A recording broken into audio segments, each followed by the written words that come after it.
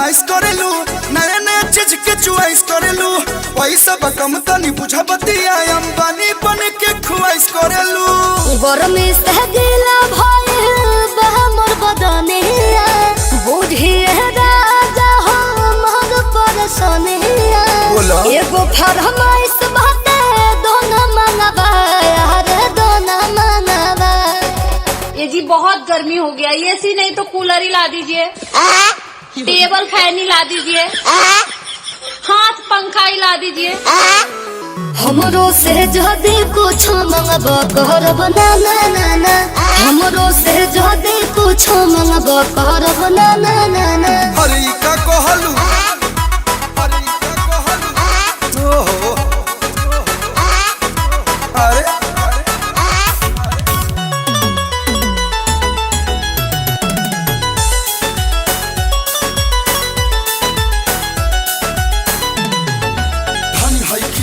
कम करहो हमारा पतनी का रहम करहो लागल बाटे जोर से प्यास हमारा प्यास के हमारा खत्म करहो।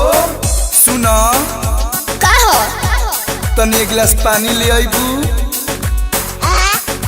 हे का करतन पानी ले आवो पानी ले आवो।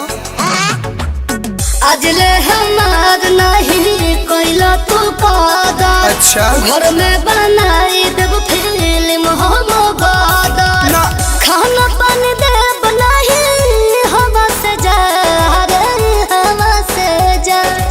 ये जी बहुत गर्मी हो गया, एसी नहीं तो कूलर ही ला दीजिए, टेबल फैन ही ला दीजिए, हाथ पंखा ही ला दीजिए।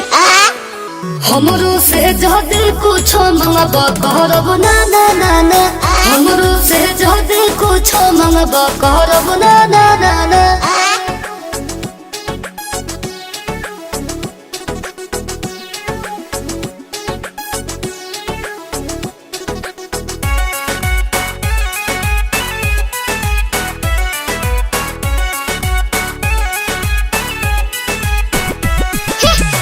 काहे खिसियाइल बरु जान रिसियाइल याबो पटिया लगा दी बहरिया में ऊपर से ऊपर बहे पूर्वी बयरिया हो नामा जमीली कुलरिया में।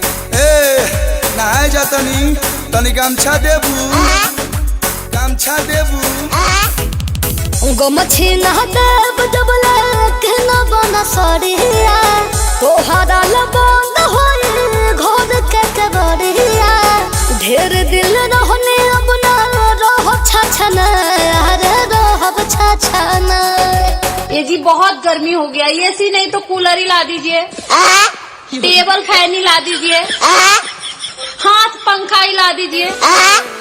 हमरो से जदी कुछ मंगब करब ना ना ना ना, हमरो से जदी कुछ मंगब करब ना ना ना ना।